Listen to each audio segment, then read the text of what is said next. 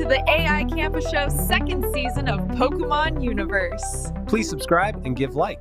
Enjoy. Welcome to today's deep dive.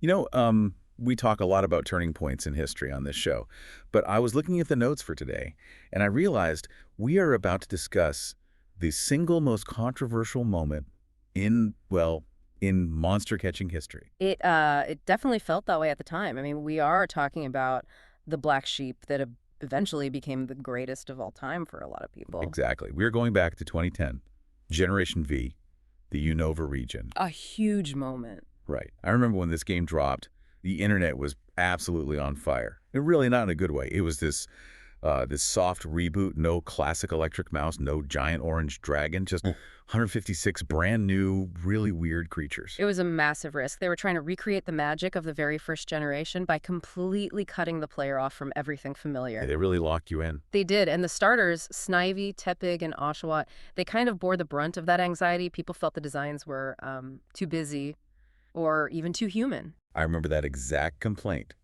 People were saying they didn't look like pets anymore. They looked like, I don't know, guys in costume. Guys in costumes, yeah.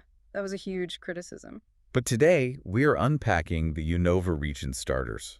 We're going to explore how these designs symbolize identity, growth, and the tension between tradition and modernity. Because if you look at the design documents and the cultural history behind these three, it turns out that whole guy-in-a-costume vibe was actually the point. Right. They weren't supposed to be just animals. They moved hard away from the biological monster idea and toward character archetypes. Which is fascinating.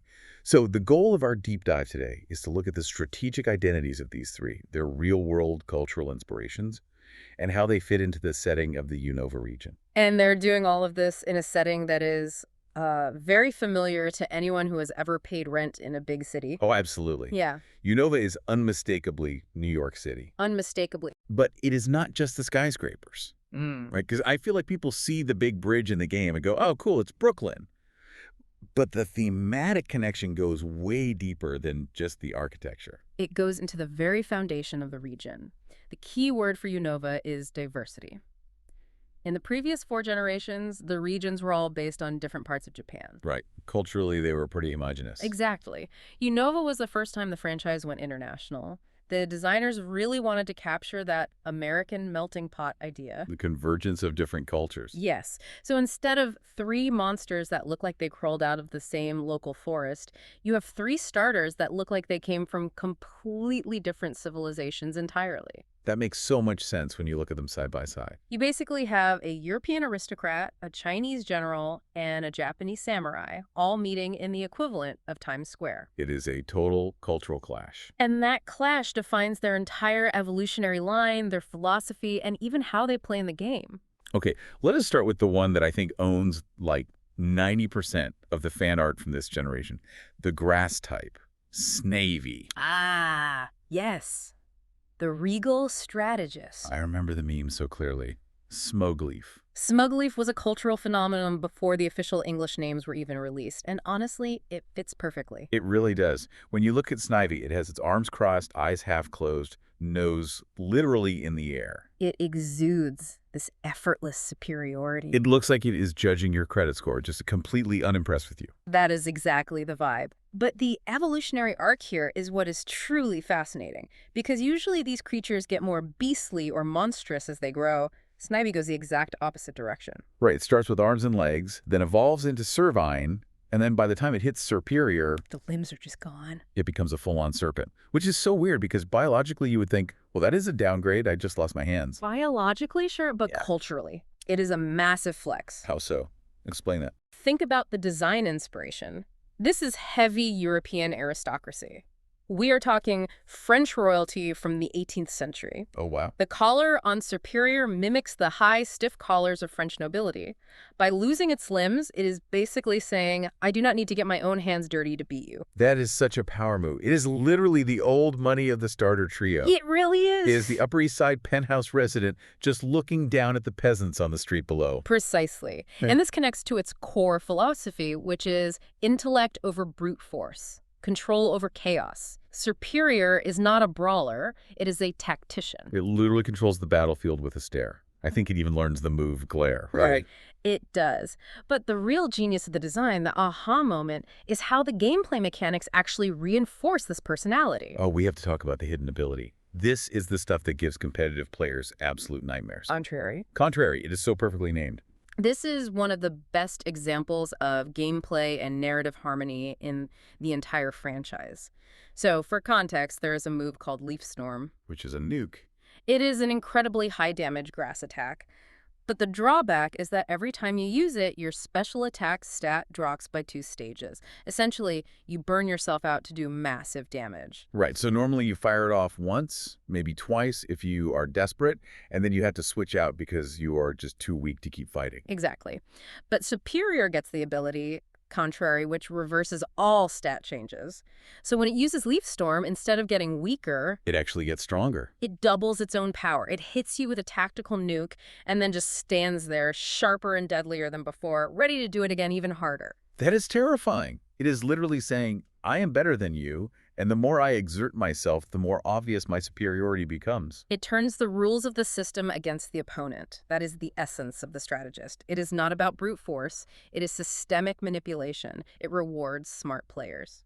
Which is a perfect segue, actually. Yeah. Because we have to go from the cold, calculated aristocrat to the complete opposite end of the spectrum. Yeah. Let us talk about the pig. Tepig. The fire type. The inner fire. Okay, I have to be completely honest with you here. I was one of the haters back in the day. You and thousands of others. I mean, I saw Tepig and I thought, okay, cute, playful pig, very cheerful. And then I saw Pig Knight, I got a little worried. And then I saw Emboar, the fully evolved form, and I just groaned. The typing. Yes, fire and fighting. Again, we had it in Generation 3. We had it in Generation 4. Why did they do this to us 3 times in a row? You were definitely not alone in that reaction. There was massive type fatigue in the community. It felt like a lack of creativity on the surface. It really did. But, and bear with me here, if you strip away the typing icon and look at the actual character, Emboar is doing something wildly different than the previous firefighters. Okay, convince me. Yeah. Because to me, it still just looks like a large wrestler in a singlet. It is a wrestler, sure. But the specific inspiration is rooted deeply in Chinese literature. Emboar is based on the character Zhang Fei from the Romance of the Three Kingdoms. Wait, really? The classic epic. The very same. Zhang Fei was a famous general known for being incredibly strong, exceedingly brave, but also loud, brash, and having a completely wicked temper. Oh, that makes a lot of sense. He was a drunkard and a brawler, but fiercely loyal. So when you look at Emboar now, look at the swirling patterns on its chest. I always thought those were just tribal tattoos or something. They mimic ancient Chinese pottery designs, and the beard made of actual fire. That is the classic warrior beard you see in traditional Chinese opera masks or on statues of deities. Okay, that changes my perspective completely. Yeah. So if Serperior is the European aristocrat in the penthouse, Emboar is? Emboar is the hero of Chinatown. It represents that vibrant, chaotic, loud energy of a bustling city. It stands for inner strength and raw emotional intensity. Wow. I guess that contrasts pretty sharply with the snake. Serperior is all about control and elegance. Emboar looks like it has absolutely zero discipline. And that is exactly the point. Emboar represents passion and power unleashed. It even gets an ability called Reckless. Oh, that is fitting. It uses moves like Flare Blitz and Head Smash. These are moves that literally hurt the user. Emboar takes massive recoil damage just to hurt you more. It sets itself on fire just to burn you down. Exactly. Serperior wins by staying clean and manipulating the board. Emboar wins by getting messy. It is the philosophy of raw power. It believes that if you just want it enough, if you burn hot enough, you can smash through any wall. The idea that something small and underestimated, like a cute little pig, can grow into this unstoppable force. It is not elegant in the slightest, but it is devastatingly effective. Okay, I can respect that now. It is the difference between a fencer and a linebacker. One is trying to poke you, the other is trying to run completely through you. And that brings us to the third option, the one that tries to find the balance between intellect and raw emotion, Oshawott. The water type, the disciplined warrior. Now, Oshawott is arguably one of the most expressive and playful things they have ever designed. The little freckles, the shell on its tummy. But man, talk about a glow-up. The transition from Oshawott to Dewott and finally to Samurott is probably the most jarring visual shift in the entire trio. Seriously, I remember my Dewott evolving. I was fully expecting this sleek, two-legged ninja otter thing, and suddenly, boom! I have a giant, imposing four-legged sea lion with a mustache and full body armor. It throws a lot of people off. I was like, where did his legs go? Why is he holding a sword? The visual shock was intentional. This is the Japanese pillar of the triad. Samurott is obviously a samurai, but the design connects to the historical concept of the Ronin and the eventual rise to a shogun-like commander. It is a bit weird seeing a samurai in a New York-inspired setting, though, isn't it? It is it, though. Think about how much Japanese culture was being heavily imported into the U.S. in the 90s and 2000s. Anime, martial arts, cuisine. Unova is a melting pot, and the Way of the Warrior is a huge part of that global cultural exchange. That makes perfect sense, actually. The convergence of cultures in one city.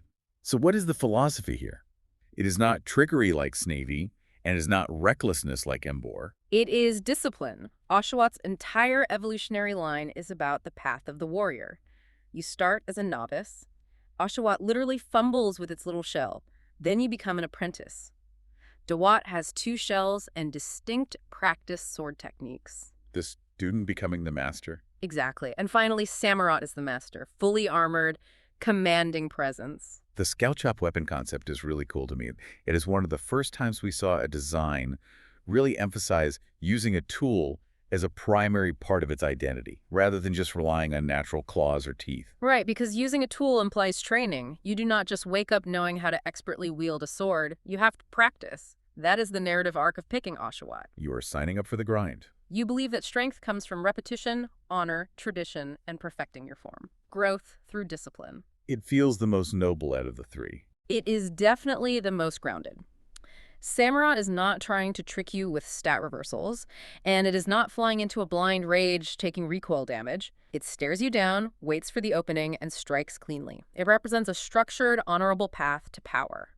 It is funny looking at them laid out like this now. The aristocrat, the general, the samurai. You realize the game is asking you a pretty deep personality question right at the very start of your journey. That is the brilliance of Generation V. The choice of starter fundamentally changes the feel of your adventure. Unova offers 3 distinct paths to becoming strong. Right. Are you going to outsmart the region? Are you going to overpower it? Or are you going to outtrain it? Exactly. Snivy is intellect and control. Tepig is emotion and power. Oshawott is discipline and honor. We should touch on their competitive legacy, too, because we mentioned the rocky start and the fan backlash, but these 3 have had a weirdly long shelf life in the actual games. They really have. Competitively, Serperior reached the highest peak of the 3, purely because of that contrary leaf storm strategy we talked about. It just forced opponents to play a completely different game. It did. It dictated the pace of the match. But Emboar offered some really interesting mixed attacking options, too, despite the hate it got. It found a niche. It did. Because it was so slow but hit so incredibly hard, it became a staple on Trick Room teams, where the rules are twisted so slow, characters move first. Oh, that is clever. It was the nuclear option. Yeah. If you got Emboar in the right position under Trick Room, nothing could switch in safely. It just demolished teams. And Samurott actually got a really cool second wind recently in the newer games. Yes. In a recent title, we got a Hisuian form of Samurott, a regional variation that leaned even harder into the Ronin aesthetic. It became a dark and water type. Oh, I love that design. It showed that the disciplined warrior concept is timeless. You can reinvent it, give it a slightly darker edge, and it still works perfectly. So thinking about the reception and the legacy of this whole generation, we talked about how controversial it was at launch. Fans criticized the designs heavily, but there was a massive turnaround, wasn't there? A huge turnaround. Appreciation grew significantly over time. Today, Unova is widely considered one of the most mature and narratively strong generations in the franchise's history. It feels like this was the moment the storytelling really evolved. It stopped being just a simple monster collector and started treating these creatures as complex characters with thematic depth. That is the perfect way to put it. These starters marked a turning point. Designs became culturally layered. Before Unova, you picked the fire type because it looked like a cool dragon. In Unova, you picked Serperior because you wanted to play the role of the haughty tactician. Or you picked Oshawott to play the noble hero. It allowed for actual roleplay in a way the series hadn't really prioritized before. They are bold, distinct, and unforgettable representations of evolution in storytelling. They absolutely are. So bring it all back to you, the listener. We have unpacked the French courts, the Chinese epics, and the Japanese dojos hiding inside these 3 designs. And I think the question isn't just which one is your favorite aesthetically. No, the real question is, which philosophy resonates with you personally in your own life? Yeah. Like when you are at work or dealing with a difficult problem, are you the strategist? Are you Snivy? Do you sit back, observe the chaos, and look for the one lever you can pull to turn the situation to your advantage? Do you value working smarter, not harder? Or are you the powerhouse? Are you Tepig? When you hit a wall, do you just back up and run at it harder? Yeah. Do you believe that raw passion and emotion are the only fuel that matters? There's a lot to be said for that approach. Sometimes you really just need a sledgehammer, not a scalpel. Right. Or are you the disciplined warrior? Are you Oshawott? Do you believe in the process? The idea that if you just show up every single day, put in the reps and sharpen your skills, eventually you will become the master. I think we all want to believe we are the cool, calm strategists, but realistically, a lot of us are probably the chaotic pig just trying to smash our way through the day. Speak for yourself. I am well, okay, yeah, I am the pig. I'm just spamming flare blitz and hoping for the best most days. And hey, as we established, that is a completely valid strategy. It gets the job done. But I want you, the listener, to think about the why behind your preference. Why does one of those paths speak to you more than the others? What does your starter say about how you tackle the world? It is a fun thought experiment. If you dig past the surface of these games, there is always a much richer story to find. Absolutely. Thank you for joining us on this deep dive into Unova. It is wild how much depth and cultural history they managed to pack into something we all just thought was a game about catching elemental pets. Always a pleasure to unpack this stuff. We will catch you on the next deep dive. Take that provocative thought with you this week, and until next time, keep training. Take care, everyone.